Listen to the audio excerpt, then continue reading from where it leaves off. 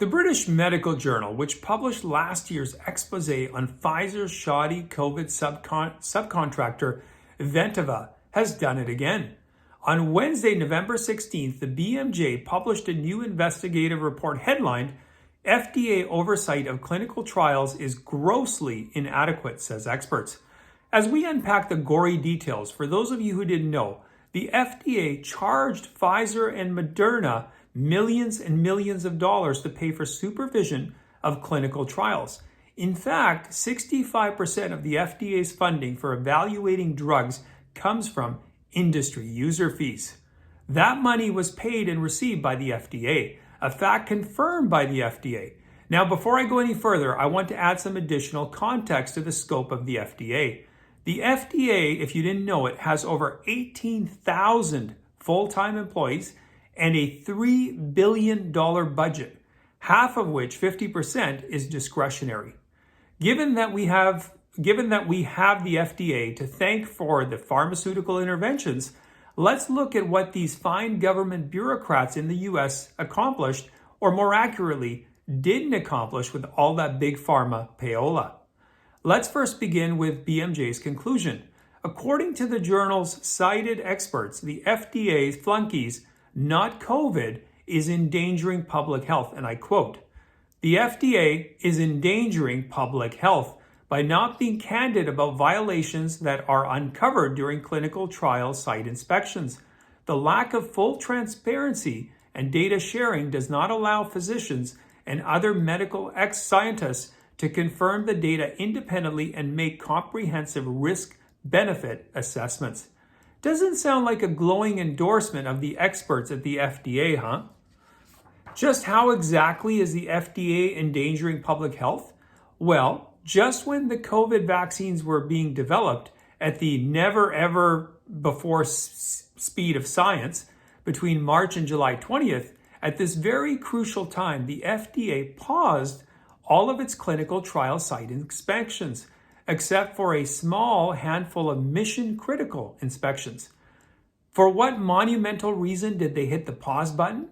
Well, according to the FDA, they paused trial site inspections for, you may want to grab a seat, folks, sit down, ready? Safety reasons. Safety? From what exactly? It's not like they were walking into a San Francisco bathhouse. They were going into state-of-the-art, cutting-edge vaccine development labs. Well, they would have been had they gone, which they didn't. Maybe while following the science, they got lost along the way. In case you were alarmed, don't be. The FDA told a BMJ reporter not to worry. They take oversight of clinical trials very seriously. Scout's honor.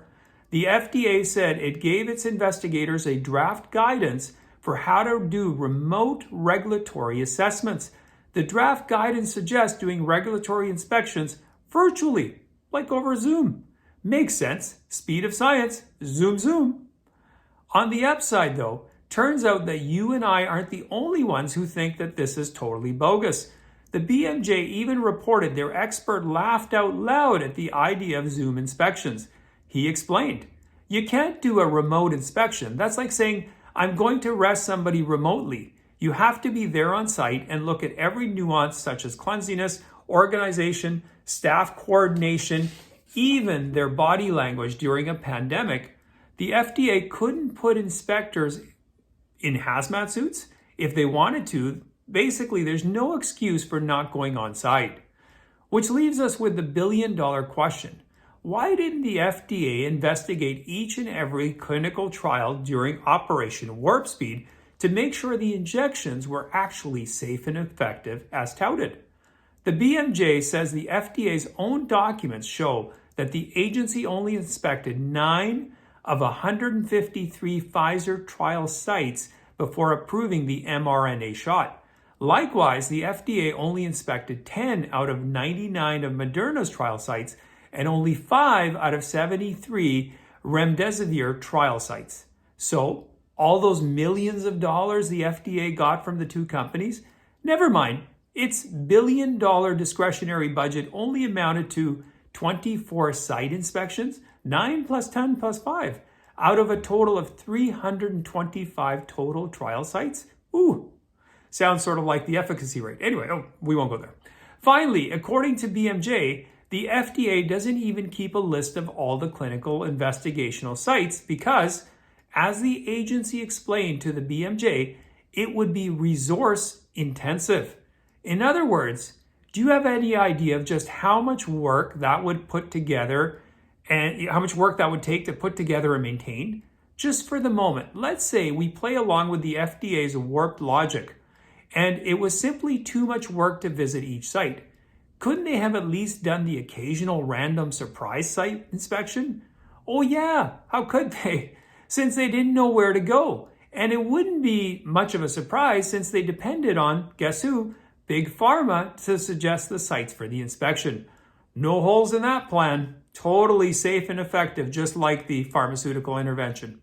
Anyway, thanks for watching. Oh, by the way, I have put a link to the actual article in the notes below. Please check it out.